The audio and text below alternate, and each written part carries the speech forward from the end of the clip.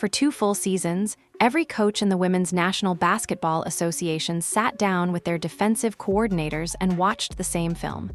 They circled the same weakness. They passed the same memo around their film rooms, and it was simple, brutal, and completely accurate. You can target Caitlin Clark physically. Nobody will stop you. The strategy wasn't hidden. It was executed in plain sight, night after night, arena after arena, because there was absolutely nothing standing between Clark and the relentless contact that every opposing team decided to unleash on her. Teams weren't subtle about it either. Grab her wrist at the catch before she can even set her feet. Bump her hard off screens so she loses her balance before the play even develops. Throw forearms into her drives and make every single possession deeply uncomfortable. The worst part wasn't the contact itself, it was the silence that followed. Clark would absorb a hit that would have drawn immediate responses if it happened to almost any other franchise player, and she'd look over her shoulder for a teammate to step in. There was nobody sprinting toward the situation, nobody taking exception, nobody sending a message back that said this ends now. That absence of response didn't stay consistent. It grew. Before going further, if you're enjoying this video, don't forget to smash that subscribe button. It really helps us keep bringing you the content you love. Share this video with your friends so they don't miss out on all the drama and excitement. When teams realized there was genuinely no cost to targeting her, when they watched physical play after physical play go unanswered on the Indiana bench, the targeting didn't stay at the same level. It became more brazen, more deliberate, more systemic. Because in competitive sports, the absence of a response is an open invitation to keep going, and the Fever had been sending that invitation for 24 consecutive months while the entire league enthusiastically accepted it. The documentation was impossible to ignore for anyone paying attention. Landing zone violations that left Clark unable to complete her shooting motion safely. Hard fouls that should have drawn technical calls, but somehow didn't. Defensive schemes literally built around physical aggression because coaches knew the risk-to-reward ratio worked in their favor. The most infuriating part for anyone watching was that this wasn't speculation or conspiracy theory. This was documented reality. Watched by analysts, discussed by longtime fans, replayed on every broadcast, and completely unchanged. Think about what that actually means for the player on the receiving end of it.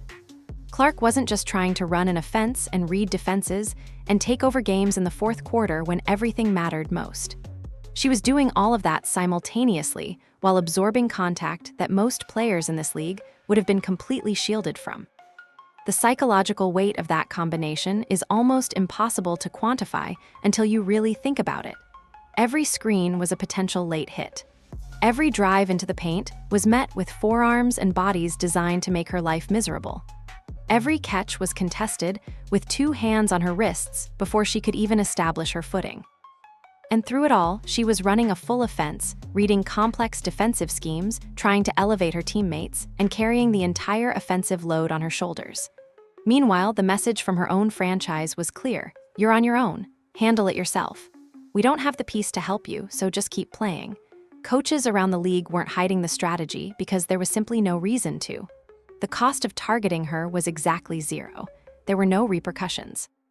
There was no player on Indiana's roster whose presence alone made a defender think twice before throwing a body into Clark on a drive. That psychological dimension to protection is something that completely escapes analytics. Shooting percentages don't capture it. On-off ratings don't measure it. Advanced box scores completely miss the mental energy drain that comes from having to manage threats on every single possession while simultaneously trying to do your actual job. But elite players will tell you the same fundamental truth. Mental energy is finite. Every bit you spend managing something outside your job description is a bit that cannot go toward what you're actually supposed to be doing. And for 2 full seasons, Clark was paying that tax every single night, enduring it, playing through it, putting up numbers that should have been impossible given the conditions she was operating under. By the time the 2025 season rolled around, she had made up her mind about something fundamental. She was done enduring it quietly. The 2025 season made the consequences of accumulated physical contact impossible to ignore. 4 soft tissue injuries, 31 missed games, a body that had absorbed 2 full seasons of relentless contact without a single deterrent in sight. The most important single player on Indiana's roster, the player the entire franchise was architecturally built around, was being worn down game by game, possession by possession, because the league had figured out that the cost of targeting her was exactly nothing. And when you remove the cost from a strategy in professional sports, teams don't scale it back. They accelerate it. The injuries themselves told a story that numbers alone couldn't capture. These weren't clean breaks or dramatic, singular moments that you could point to and say that was the exact moment everything went wrong. These were cumulative. Soft tissue damage that accumulated over time from repeated contact, from constantly bracing for impact, from the physical toll of playing in an environment where protection was theoretical but never actually present. Consider the psychological dimension of this alongside the physical toll. For 2 seasons, every time Clark drove toward the basket, she wasn't just reading the defense and executing her move. She was simultaneously processing the threat of contact, calculating whether help was coming, and managing the anxiety that comes from knowing it probably wasn't. That mental load doesn't show up in any traditional stat line. You won't see it in her assist totals or her shooting percentages or her plus-minus numbers. But it's there in every decision, every moment of hesitation that wouldn't be there if she knew someone had her back. The best players in any sport operate at their peak when their mind is completely free to focus on the task at hand. Clark was forced to divide her attention between her actual job and managing a hostile environment.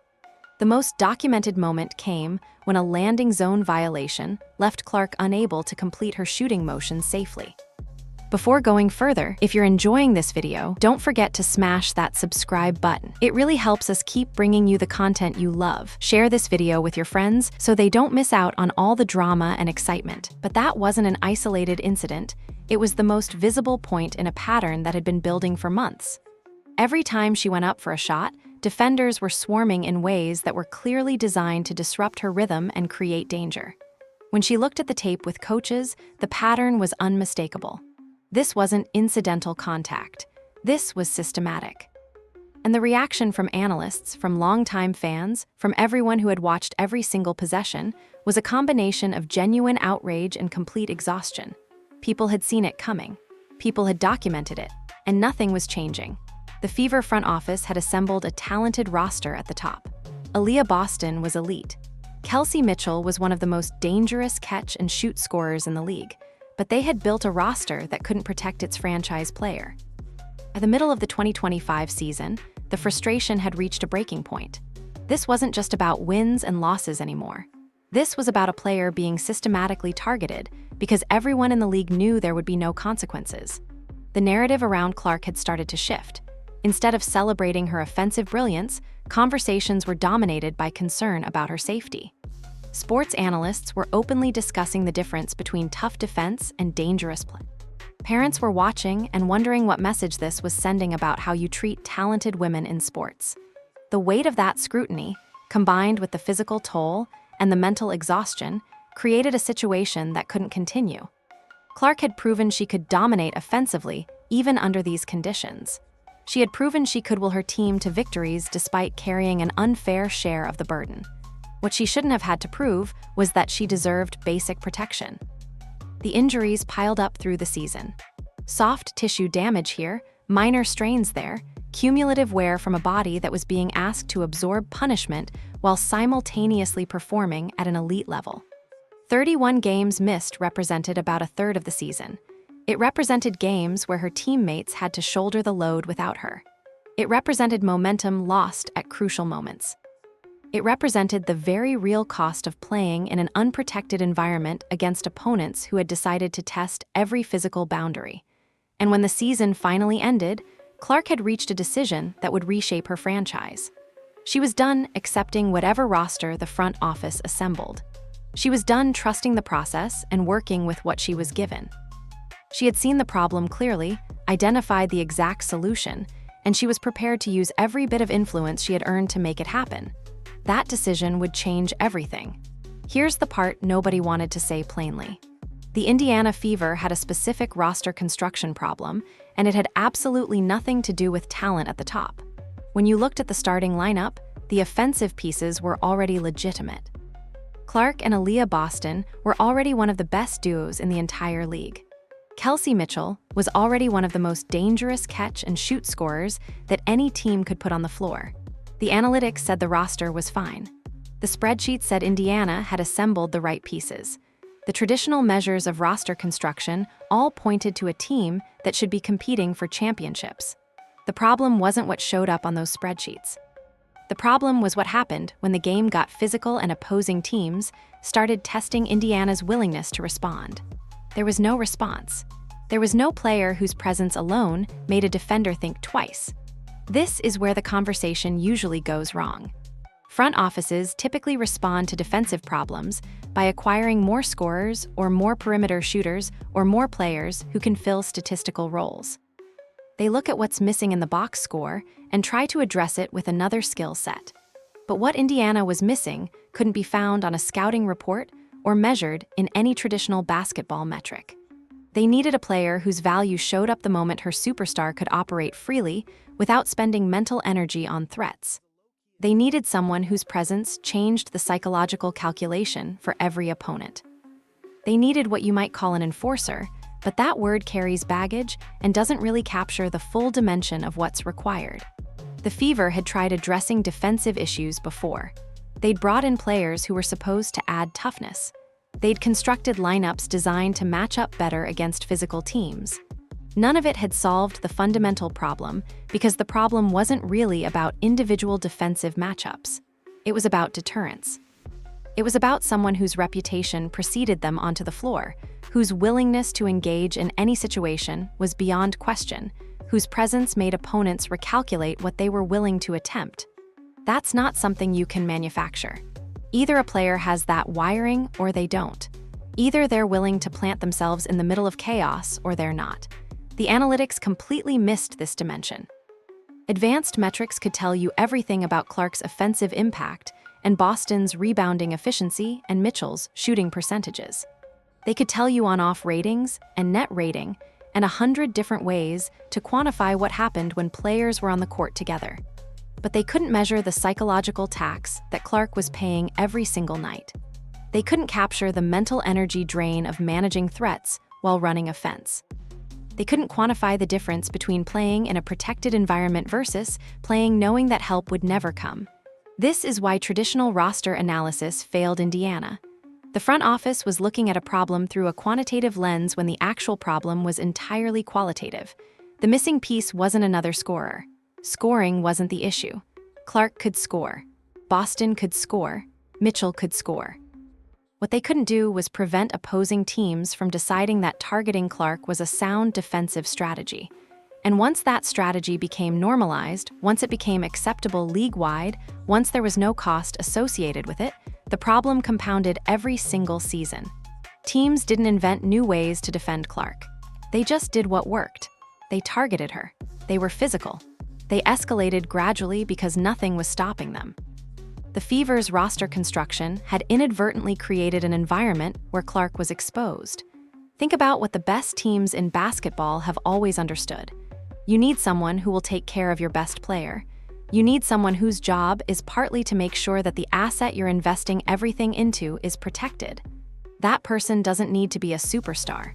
They don't need to lead you in scoring. But they need to be someone who understands the responsibility and is willing to execute it without hesitation. The Golden State Warriors had Draymond Green playing a similar role. He never led the team in scoring. He never needed to. His value showed up the moment Steph Curry could operate freely without worrying about whether someone would respond to physical contact. When Curry knew Green was there, the entire game opened up for him. Indiana had finally recognized this gap in their roster. The problem was that this recognition came from somewhere unexpected. It didn't come from analytics departments or front office meetings or coaching staff evaluations. It came from Clark herself. She had spent 2 seasons watching the problem unfold, experiencing it firsthand, analyzing it from every angle. And she had identified the exact player she believed could solve it. That recognition, and what she decided to do with it, would become the most important moment in franchise history. Off-season roster moves in professional basketball typically follow the same pattern. The general manager identifies a need. The coaching staff submits a list of targets based on film study and tactical requirements. The front office makes calls around the league. Offers are extended. Decisions happen in conference rooms by people who study spreadsheets and salary cap projections and draft positioning. That is the normal architecture of team building in professional basketball. It's how every franchise operates. It's the system that's been in place for decades. What happened in Indiana this offseason was completely different in a way that almost nobody understood the significance of. The Indiana Fever didn't just identify a need and go fill it through the standard process.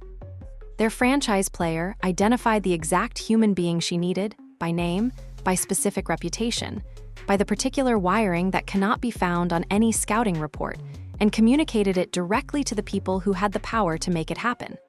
Caitlin Clark told the front office she wanted Myisha Hines-Allen, not a player with similar skills, not a veteran with comparable experience. She wanted Hines-Allen specifically. And that distinction matters more than almost anything else about this entire story, because it represents something that rarely happens in professional sports at any level. Think about what it actually takes for a player in Clark's position to do what she did. You are the face of the franchise. You are the reason the cameras are in the building, and the seats are filled, and the league's television numbers have completely transformed. Before going further, if you're enjoying this video, don't forget to smash that subscribe button. It really helps us keep bringing you the content you love. Share this video with your friends so they don't miss out on all the drama and excitement. You could quietly accept whatever roster the front office assembled and go to work. Most players do exactly that. They trust the process. They work with what they're given.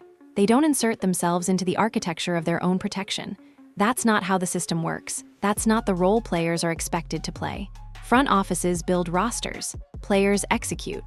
Clark rejected that entire framework. She saw the problem clearly. She understood exactly what was missing. And instead of accepting it, she identified the solution and used every bit of influence she had earned to make it happen. That's not just a basketball decision. That's franchise leadership operating at the absolute highest level. That's a player who understood that she had the platform and the credibility to shape her own future, and she was willing to exercise that power. The Indiana Fever organization could have resisted. They could have said, "We're the front office, we make these decisions, you trust us to build your roster." Instead, they listened. They understood what Clark was saying, and they made it happen. The beauty of what Clark did was the specificity of it. She didn't ask for a generic tough player. She asked for Hines-Allen. Why? Because Clark had studied the league. She had watched film. She understood that Hines-Allen had the exact wiring she needed beside her. Hines-Allen had championship experience. Hines-Allen understood what elite guard play required. Hines-Allen had the reputation around the league as someone who wouldn't hesitate. Hines-Allen was someone who would plant herself in the middle of any situation and handle it without needing permission or guidance. That specificity showed that this wasn't an emotional reaction. This was strategic thinking from someone who had analyzed the problem deeply. Once the Fever committed to making the move happen, the next moment revealed something equally important about what Clark had done. When Myisha Hines-Allen heard that Caitlin Clark specifically wanted her in Indianapolis, the veteran's response was immediate and unequivocal. She didn't need time to think about it. She didn't need to weigh other options. The decision didn't require lengthy deliberation or consultation with agents or careful analysis of the contract structure. Hines-Allen said it publicly and plainly, "If Caitlin Clark really wants me there, then let's get it done. No questions, just commitment." Read that dynamic slowly. A franchise player using her voice and her platform to build her own protection. A veteran who understood exactly what that call meant, who recognized the significance of being personally requested, deciding to answer it immediately. That's not a standard free agency narrative. That's something different entirely. That's a superstar saying, "I know what I need, and I'm going to make sure I get it." And a veteran saying, "I understand the assignment, and I'm ready to execute it at the highest level." The contract structure reflected the clarity of the moment. 1-year deal. Smart. Flexible. Built for exactly this moment. Indiana kept their long-term salary cap flexibility intact while putting the specific piece Clark needed on the floor right now. Myisha Hines-Allen is a 30-year-old veteran forward who won a championship with the Washington Mystics in 2019. But that single sentence doesn't capture the actual substance of who she is as a player and why Clark specifically identified her. Hines-Allen has built every single inch of her reputation in this league on the work that most forwards quietly try to avoid. She posts up in traffic. She bangs the boards on every single possession. She sets screens that actually hurt when defenders try to fight through them. And when something happens on the floor involving a teammate, she doesn't look at the bench for permission. She just goes. That wiring cannot be coached into a player.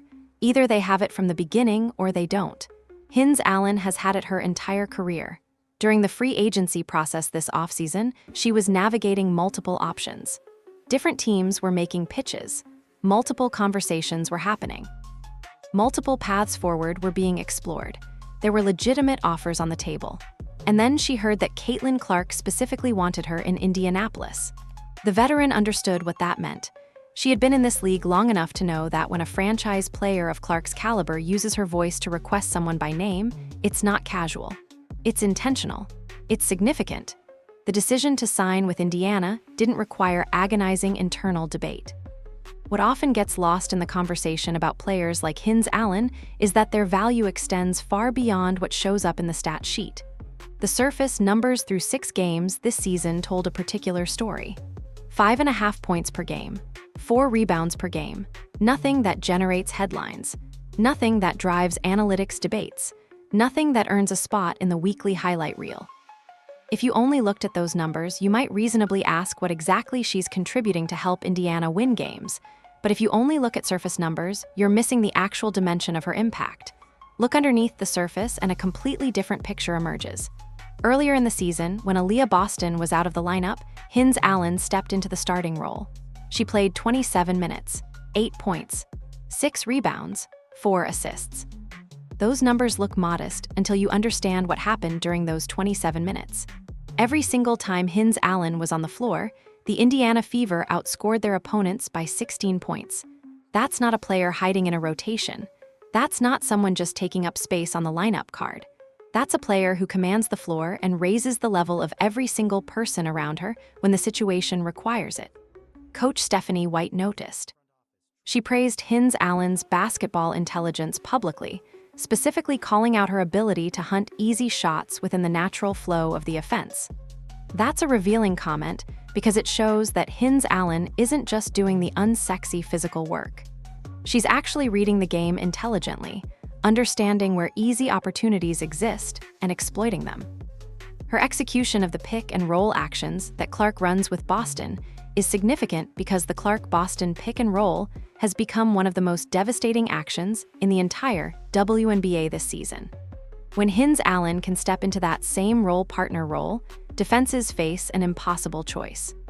They cannot shade their scheme to stop one player because now 2 completely different players are running the same action from different spots on the floor. Her passing vision from the high post adds another dimension that defenses cannot ignore. When Hines-Allen catches above the elbow, she reads the entire court instantly. She finds Clark cutting off the ball. She hits Mitchell in the corner the moment the help defender cheats toward the paint. She makes passes that look simple on replay, but require a level of basketball intelligence that most physical forwards simply do not possess. She's not just strong, she's basketball smart. That combination is rare. That combination is valuable. Consider Sophie Cunningham on the perimeter. Cunningham protects the three-point line, fighting through every screen, challenging every cutter, bringing aggressive defensive edge to the wing position that mirrors what Hines-Allen brings to the front court. Together, they form a physical wall around Clark that did not exist for a single day of 2024 or 2025. Teams that want to target Clark now have to navigate past 2 forwards who will make them pay in completely different ways from completely different positions on every single possession. But here's what makes Hines-Allen special beyond the physical dimension. She already knows how to make elite guards look better. Early in her career with Washington, she learned that language. She set screens that freed cutters. She caught in the short roll and made the correct decision instantly. She did the possessions that don't show up in box scores, but that championship rosters absolutely require. She already speaks the language of playing alongside a generational offensive talent because she's done it at the highest level before. And now, she gets to apply all that experience alongside the most electrifying offensive player the league has ever seen. With a championship ring already on her shelf and nothing left to prove individually, she's free to focus entirely on elevating everyone around her. The first real test arrived on May 22nd. Indiana was facing a Golden State Valkyries team that had entered the season undefeated in the Western Conference. This wasn't a matchup against a struggling team. This wasn't an easy opportunity to build confidence with the new roster configuration. This was a statement game against one of the league's best teams. Before the game itself even started, there was one detail that cemented this signing as something beyond a standard roster move. When Hines-Allen was introduced to her new teammates and settled into the Indianapolis routine, Clark made her feel the weight of the invitation personally. Not in a press release, not in a scripted media moment with reporters watching. In the genuine, direct language of a competitor who had waited 2 years for exactly this conversation. That conversation mattered because it established clarity about what this partnership was actually about. The game itself was physical from the opening tip. Contested, tense in a way that everyone inside Gainbridge Fieldhouse could feel building with every single possession.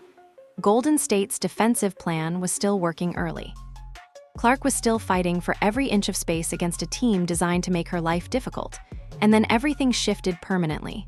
Late in the second quarter, Clark drove hard toward the basket and swatted at a loose ball. The ball ended up in the hands of Golden State forward Myisha. Salon took exception and stepped directly into Clark's face. Words were exchanged. Neither player backed down. The benches started moving. Coaches stepped forward. For a solid few seconds, it genuinely looked like the whole game was about to completely detonate into a full confrontation.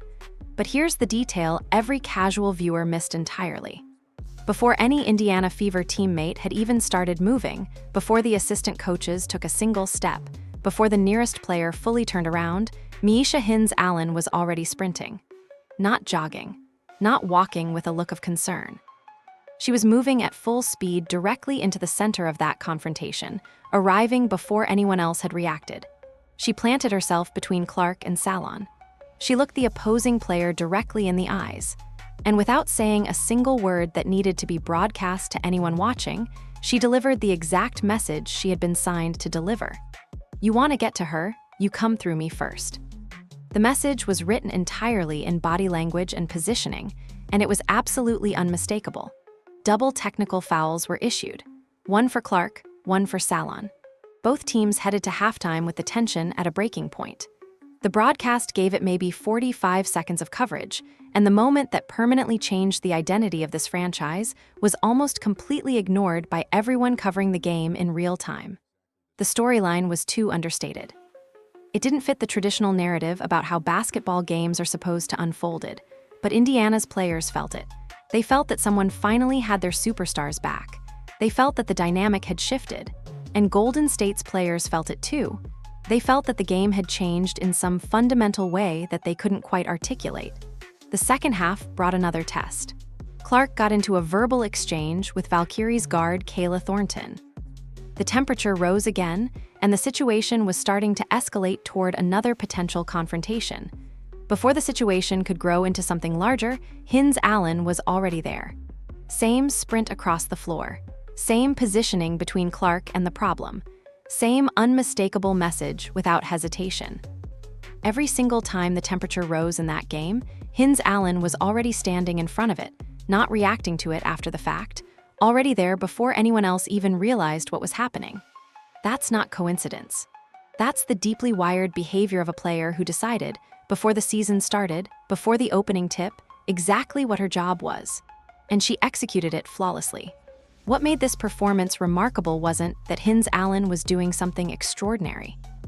What made it remarkable was that she was doing exactly what she had been signed to do, consistently, repeatedly, without any hesitation or delay. She wasn't overthinking it. She wasn't waiting to see if someone else would handle it. She was being exactly who she had been signed to be. The Fever won 90-82. The cost of targeting Caitlin Clark had finally arrived, and her name was Myisha Hines-Allen. That victory wasn't just about one win against one good team. It was about the moment when everyone in the league realized something fundamental had changed. The free era was finished. The strategy that had worked for 2 consecutive seasons had suddenly become impossible to execute.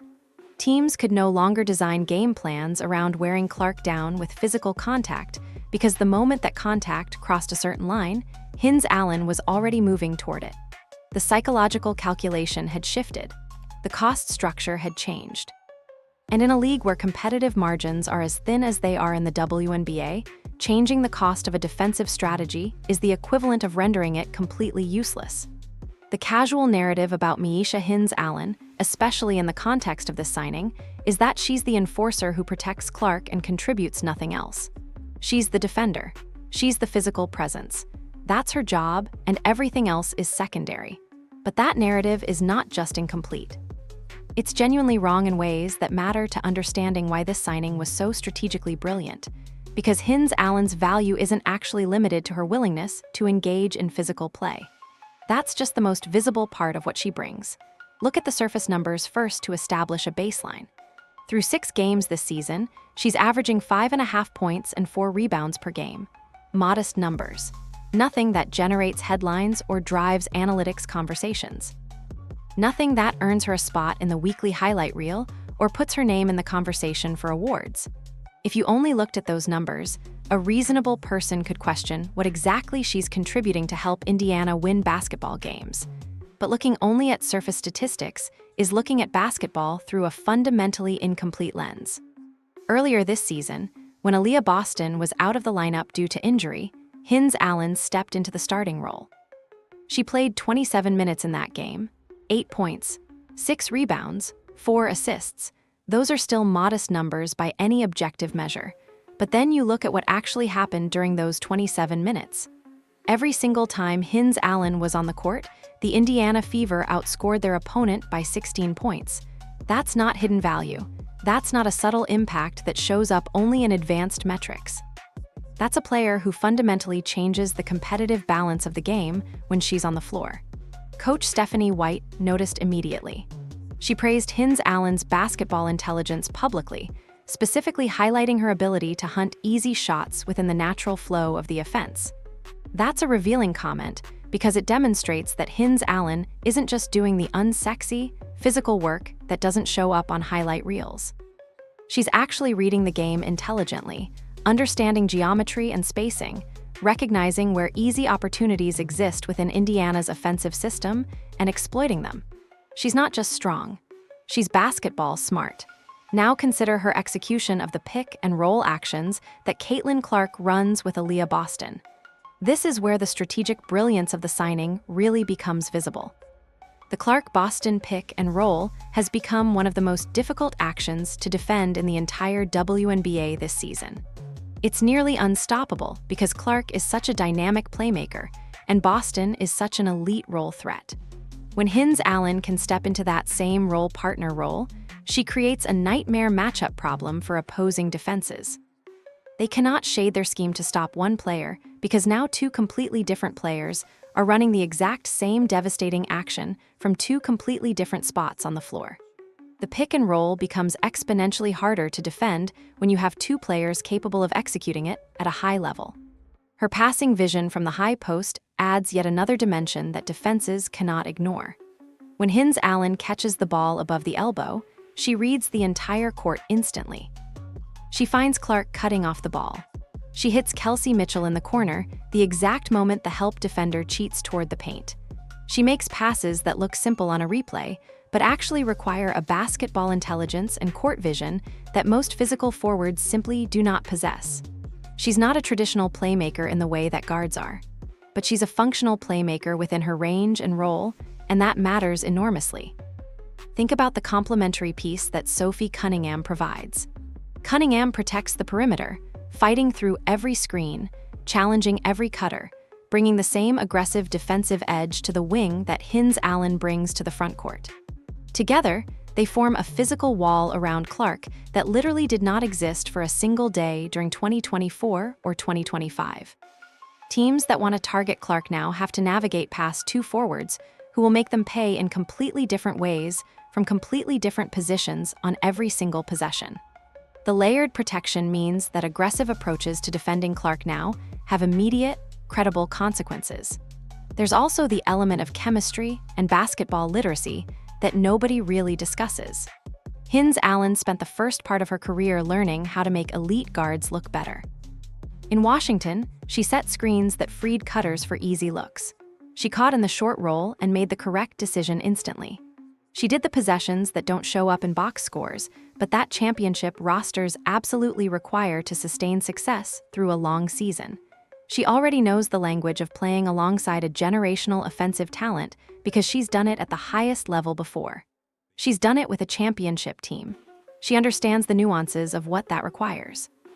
And now, she gets to apply all that accumulated experience and basketball wisdom alongside the most electrifying offensive player the league has ever seen. With a championship ring already on her shelf and nothing left to prove individually, she's completely free to focus her energy entirely on elevating everyone around her. That's a powerful combination of skills, experience, intelligence, and motivation. For 2 seasons, Caitlin Clark paid a mental tax that never showed up in any box score. She was running a full offense, reading complex defensive schemes, trying to take over games in crunch time, and simultaneously spending real cognitive energy managing physical threats on every single possession. Ask any elite player in any sport about this dynamic, and they'll tell you the same fundamental truth. Mental energy is finite. Every bit you spend managing something outside your actual job description is energy that cannot go toward doing your actual job. Every moment you spend worried about whether contact is coming is a moment you're not fully locked in on the court spacing and offensive execution. Myisha Hines-Allen eliminates that mental tax completely. She moves toward every problem before Clark even has to register that a problem exists. This is what changes everything about how Clark can actually play. Before Hines-Allen arrived, Clark had to be hyper-aware of threats. She had to manage threats while simultaneously trying to execute offense. She had to allocate some portion of her consciousness toward survival. Now, that's not her job anymore. That's Hines-Allen's job. Clark's only job is to play basketball. What remains is a fully focused, fully protected Caitlin Clark operating with total psychological freedom. That's something the rest of this league hasn't actually seen in its complete form yet. The national conversation has started calling it unleashing the dog. And that metaphor actually captures something real about what happens when you remove the constraint that was previously limiting her. The MVP conversation is real in a way it has never been before. Clark isn't just putting up numbers. She's doing it with a completeness and a ferocity that demands the award. 24 points per game, 9 assists per game. A supporting cast finally healthy and confident enough to make the entire offense flow the way it was always designed to flow. Think about what that actually means from a competitive perspective. Every team in this league has a defensive answer for a player who does one thing well. Nobody has a defensive answer for a player who can destroy you in 5 different ways on the same possession, and who now has the freedom to try all 5 because the physical harassment tax has been removed. For 2 seasons, Clark was allocating mental energy toward managing threats. That energy is now completely freed up to go towards scoring, playmaking, creating, elevating teammates, and just playing basketball at the absolute highest level. The visible difference in how she's playing is striking. After 2 seasons of absorbing contact in silence, Clark is now playing with a visible and relentless ferocity that is absolutely thrilling to watch. She's hunting her own shots. She's pulling up from 33 feet and talking to the defender on the walk back. She's playing with a competitive edge and a visible joy that looked genuinely impossible during those 31 missed games from last season. She was trying before. She was still producing at a high level before, but she was doing it while managing something that nobody should have to manage. Her numbers reflect the complete version of her talents: 24 points per game, 9 assists per game. She's doing both of those things while operating with a freedom that she didn't have before. The passing numbers matter because they show that protection isn't constraining her offensive creation. It's actually enhancing it. She can take more risks in her playmaking because she doesn't have to worry as much about the personal cost of aggressive decision-making. She can create for teammates without simultaneously managing the threat of retaliation. Now consider what every defensive coordinator in the entire league has to do differently starting right now. The free strategy is completely finished. You can no longer design a game plan around wearing Clark down with physical contact, because the moment that contact crosses a certain line, Hines-Allen is already moving. The cost has gone up dramatically. And in a league where competitive margins are as thin as they are in the WNBA, changing the cost structure of a defensive strategy is the equivalent of scrapping it entirely and starting over. Every team that faces Indiana from this point forward has to answer a new question in their film session. Not just, how do we stop Clark? But how do we stop Clark when any physical approach to that problem now comes with an immediate, credible, and completely fearless response standing 2 feet away? Most teams do not have a good answer to that question. Most teams don't have a player willing to take on that role. Most teams built their defensive game plans around exactly the targeting that Indiana has now made impossible. And that's what makes the second half of this season genuinely dangerous for every other franchise in this league. The championship path for Indiana runs through exactly these kinds of games. Physical, emotionally charged, contested from the very first possession. The Fever just proved they can win those games convincingly against an undefeated opponent with everyone watching. That's not a fluke.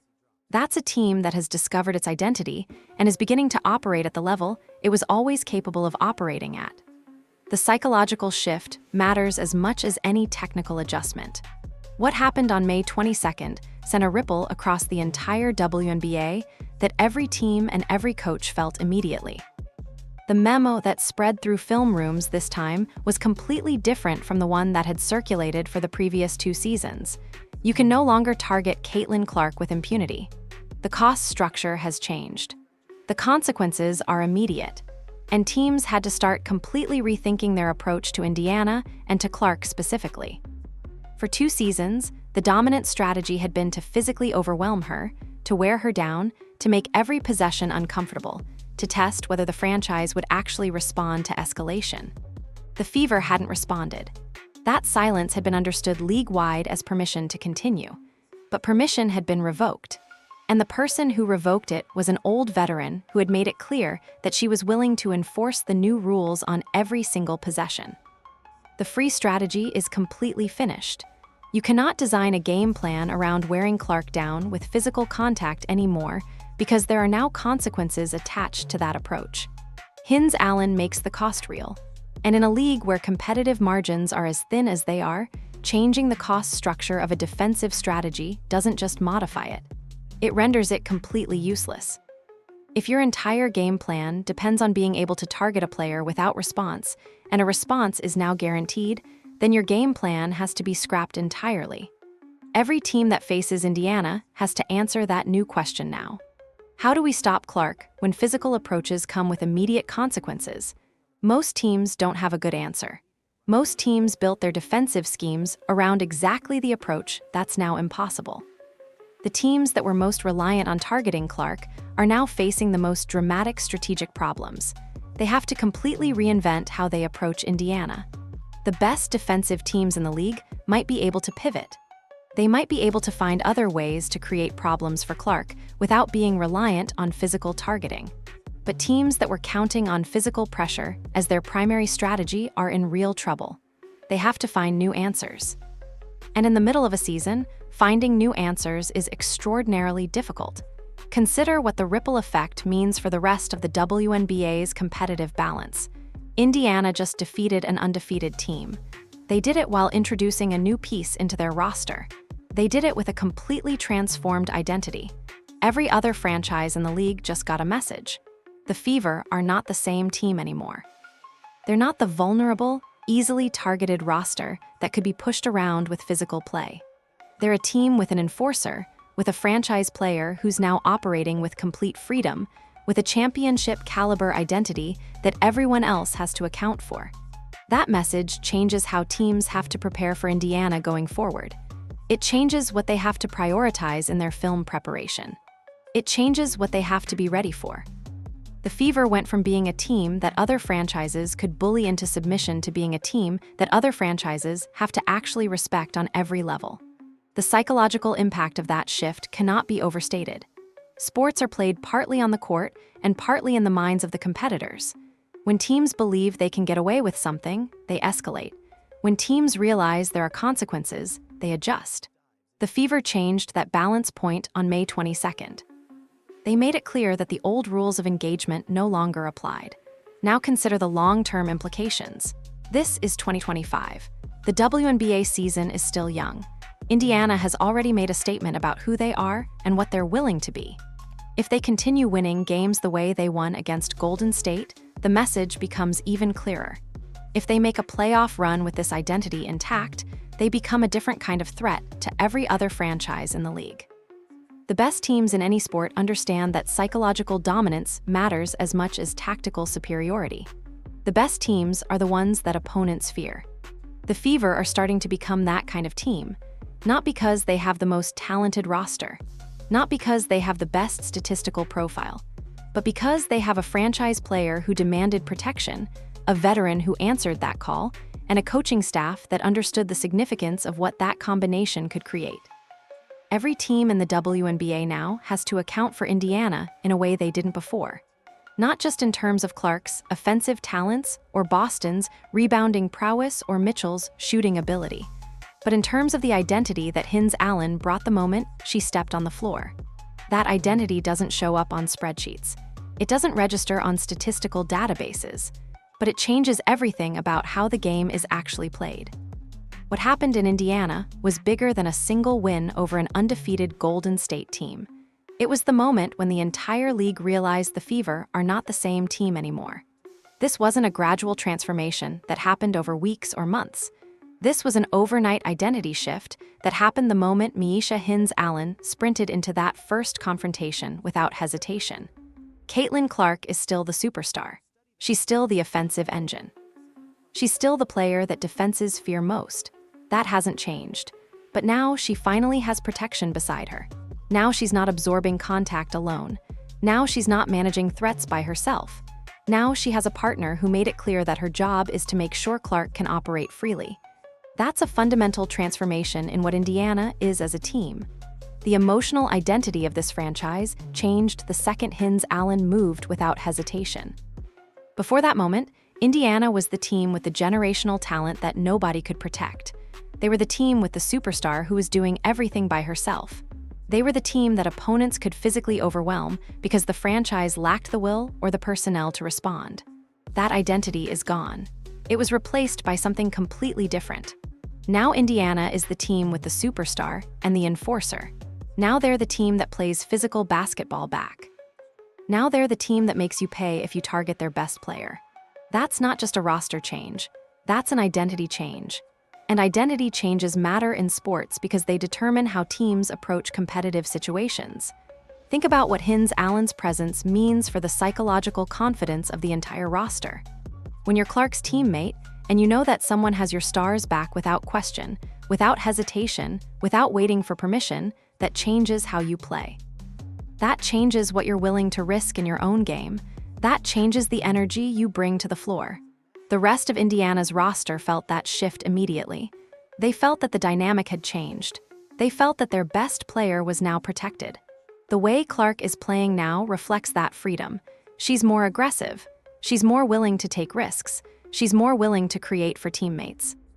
She's more willing to play the game the way she wants to play it rather than the way she was forced to play it for 2 seasons. Hines-Allen didn't just protect Clark from physical contact. She protected Clark from the mental burden of having to worry about physical contact. Once Clark no longer has to spend energy managing threats, the rest of the WNBA is facing the most dangerous version of her yet. She was still elite before, still putting up numbers, still creating for teammates, still doing everything a superstar is supposed to do. But she was doing it with constraints. She was doing it with limitations. She was doing it while managing something that shouldn't have had to be managed. Now remove those constraints. Now remove those limitations. Now let her play freely. What emerges is something that most of the league hasn't actually seen yet. That's the version of Clark that's most dangerous. That's the version that might actually be the MVP. That's the version that might lead Indiana to a championship. That's the version that changed everything about what's possible for this franchise. The soft era is dead. It was killed by Myisha Hines-Allen the moment she answered Caitlin Clark's call. It was buried the moment she sprinted into that first confrontation. The Fever are no longer a team that can be pushed around. They're no longer a team that will accept targeting of their franchise player. They're no longer a team that will absorb contact without response. That era ended on May 22nd, 2025, and the rest of the WNBA is going to have to adjust to living in the new era. This transformation matters because it shows something important about how franchises are actually built. It's not just about acquiring talent. It's about acquiring the right talent. It's about finding pieces that change the competitive balance. It's about understanding what's actually missing and being bold enough to address it. Clark understood all of that. She identified what was missing. She named the person who could fill that gap. And she made it happen. That's not something most players would attempt. That's not the standard narrative about how rosters are constructed, but Clark understood the power she had earned, and she was willing to use it to reshape her own future. That willingness, combined with Hines-Allen's immediate commitment, created a moment that's already starting to look like the turning point in Indiana's franchise history. The Fever are 4-2 after that win against Golden State. They defeated an undefeated team. They did it with a transformed identity, and they did it in a way that sent a message across the entire league. The soft era is over. The new era has begun, and nobody in the WNBA is prepared for what's coming next.